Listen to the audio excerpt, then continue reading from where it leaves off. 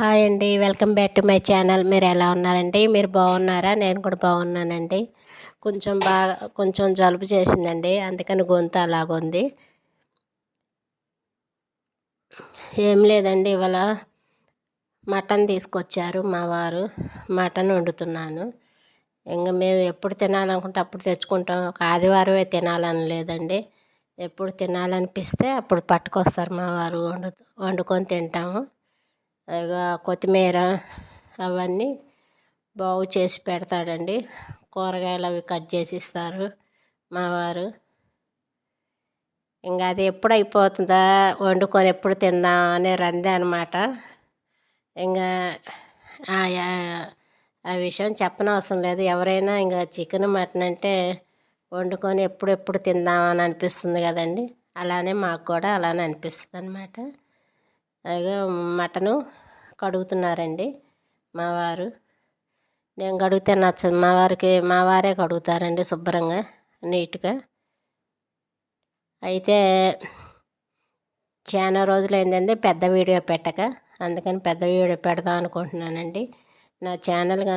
నా వీడియో కనుక మీకు నచ్చితే లైక్ చేయండి, షేర్ చేయండి, సబ్స్క్రైబ్ మాత్రం తప్పకుండా చేయండి.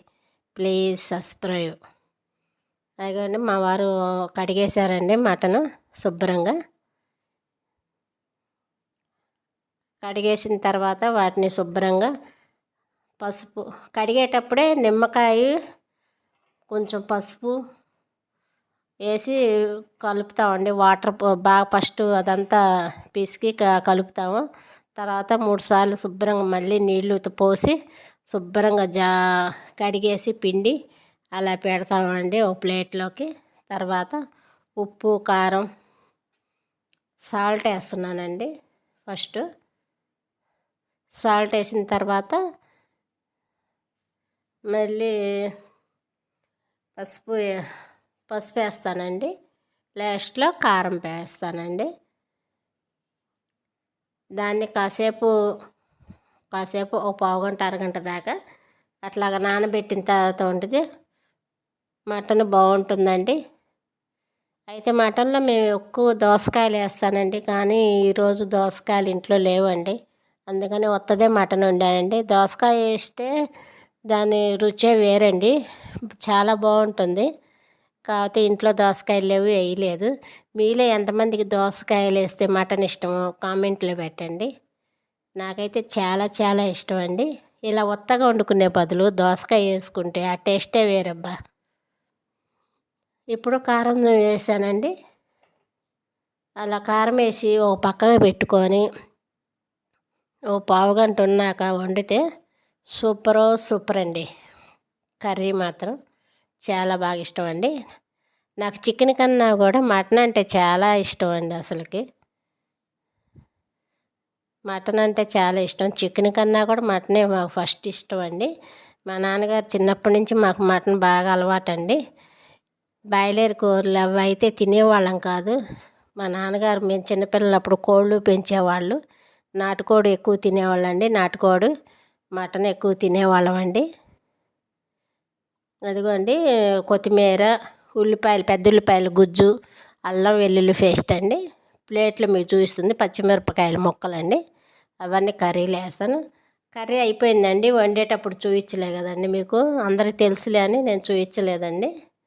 అదిగో కూర అంతా ఉడికిన తర్వాత దింపిన తర్వాత నేను కొత్తిమీర వేస్తానండి.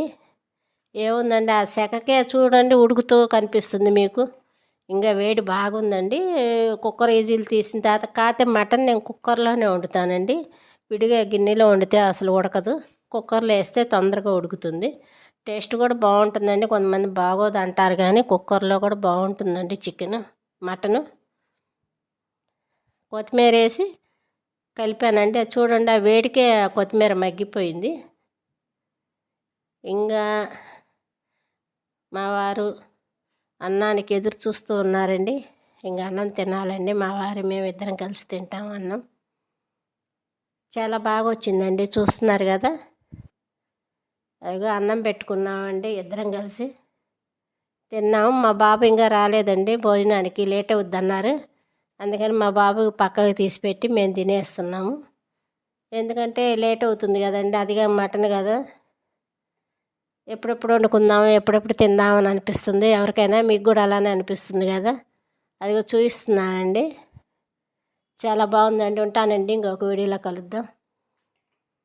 బాయ్.